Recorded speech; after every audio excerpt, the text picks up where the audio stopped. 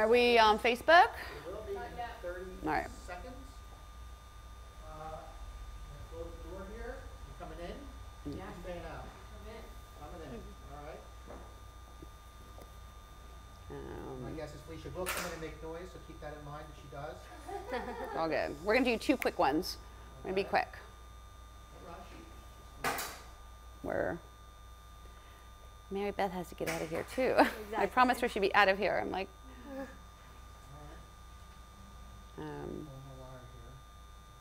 I have a near shot. All right, send yourself into that camera if you can. Okay. Can you make me look pretty, please? Aww. Nice. He has a daughter. I'm like, he has a daughter and wife. Understand. You know how to be nice. But at the same time, please make us look pretty. Yeah, exactly. Yeah. You got it. Okay. It works. Lock and roll. You're still not centered, so you can center yourself. I don't think she understood what you said. Center yourself into this camera. Well, when I know, but the problem is I'm going into her, you see? But I'm going into her shot when I move. As long as you slide center there and then keep yourself back, you'll be good. Oh, that's good. Okay. All right, I just can't move my arm into your, see? All right. It goes in, and they'll come in on you, and then my hand will be talking, so I'm going to go like that. Hold it down. Stand by. I talk with my hands. Do I need to worry about you? No. A little bit. All right, But I don't ever talk long. Like, you don't have to worry about me. When the door closes, We'll close it on you when you're talking a little bit. But you're good. Okay.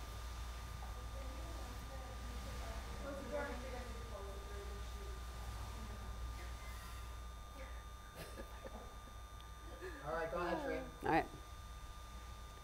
You're watching Moms Matter, and today we have a special guest who's going to talk about how she is a career coach for millennial moms. Her name is Mary Beth Ferrante, and you're about to get into why you need to get back into the workforce, how to do it.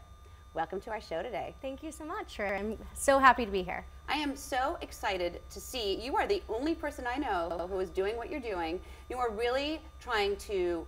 Exactly, and I think it's so important because if you look at the top, 400 needs to change, and so in order to have moms at the top and have women at the top, we need to make sure that we're supporting through motherhood and through the transition of becoming a working parent. So how are you setting up the support system? I mean, there are a lot of moms who are fearful of saying, well, you know what, I'm going to take my whole maternity leave and I'm going to take some time off. They're afraid that, hey, you know what, they might get fired. Exactly. And so, I think what's really interesting is that in the beginning, most women don't expect that they're going to leave. There was a recent study out of McKinsey and Lean In, and they said only 2% of women are actually intending to leave the workforce. Yet, we're seeing numbers closer to about 43%. That's astronomical. Exactly. And so I think what happens is that you hit this wall, we call it the maternal wall, and you continue to just have things that happen, challenges, ways that you are struggling to navigate, figuring out your family life as well as your career path. And that's what happens, and ultimately it ends in moms leaving. And so we're looking for ways to keep them engaged in the workforce, to stay, or to transition back in if they have chosen to leave. And we know that for mothers, it's 79% more likely not to get hired if you're a mom. Oh my gosh. And so we want to be able to support you. And I think the first thing is to recognize that it is possible. So you take off all this time, you have your children, and now you're 40 years old, and the truth is really nobody wants to hire a 40-year-old mom. Exactly, right? And so you do have those challenges, and I think one of the biggest problems is when people start just applying online. Like that doesn't work. It doesn't work for you when you're 20. It definitely doesn't work for you when you're 40, right? Right, and so absolutely. it's really important to take that step back, to take some time to think about what exactly do you want to do? What are the strengths that you have, the skill set that you have? What's going to be the career path that you're really looking for so that you can be very intentional with your search and also be really focused on why. It's all about telling your story, being able to articulate why you want to work, why you want to do the work that you are aiming to do, and why it's going to work for your family. And so I think it's really important to make sure that you have a clear idea of what you're looking for before you even start. And so that's a lot of the work that I do with individuals is getting clarity on even what that looks like. Yeah, and I think that that's what's super hazy. When you take a big chunk of time off, you really don't know. You're kind of like, well, I like this and that, and so having a career coach is huge. Yeah, it's extremely important, and I think things have changed, right, in 10 years. So maybe the work that you were doing it may not even exist anymore. Absolutely. It may have shifted, you know, but Absolutely. you've also done a lot as a parent. And I think that's something we tend to lose, and we don't always value or know how to speak about it. You know, you can't necessarily put mom on your resume, No. but you've, you know, increased empathy. There's so many soft skills that you have really just had to lean into as a mother, and that you can leverage in a career. And then also looking at some of those hard skills. And I think it's also important to recognize, like, what are the career paths that maybe are a little bit more flexible? Are there things that you're willing to learn? You know, obviously software design, web design, any of those graphic design things, those are things that can be done at home. They're very high value. They're always opportunities that they're looking for. You know, even if you don't have that skill set, there is something, but it's about really recognizing what your strengths are and how we can navigate that into a career. Right, so in other words, don't shy away. Like, you want to get back into the workforce, your kids are grown up, you want to go back to work, and you step in here as a career coach and say, hey, let me help you, I'm going to hold your hand, and I'm going to make you feel empowered to get back in there. Exactly, exactly. And then women that, you know, they can't take a break, or they don't want to take a break, right? Because we live in Los Angeles here, you know, 2 incomes is very necessary most of the time. And so for a lot of women who have to stay in the workforce, it's also important for them to look at, you know, how do I do this? How do I accomplish both my professional goals and my personal goals? And make sure that I'm doing something that I love. You know, even those women that stay in, they often get pushed in kind of support functions. They get pulled off of client-facing roles, revenue-generating roles, creative roles. And, you know, if that's really where your talent is and what you love to do, let's partner and find a way to make it more flexible, to navigate those conversations with your leadership team in order to keep you engaged during those tough times. You know, that first year after having a baby, it's a huge transition. And, you know, it's often really difficult not to lean into those days that you're like, oh my gosh, this isn't possible. You know, the rain is happening, the baby is crying, you know, the whole thing. But ultimately, that's not every day. And so I think it's about giving you the confidence to ask for what you want, to recognize what will work for you, and how you can kind of get through those transitions so that you can keep on the career path that you've always wanted to be on. Oh my God, that's so helpful. Mary Beth, I love what you're doing. Thank you. I love your website. You're going to have an article up on LA Mom Magazine next month. Definitely. So, moms, you heard it right here on Moms Matter with Mary Beth Ferrante, our career coach for millennial moms and all moms. And you can check her out on her website and reach out to her with any questions. Do it. Let me know when you're ready. Ready?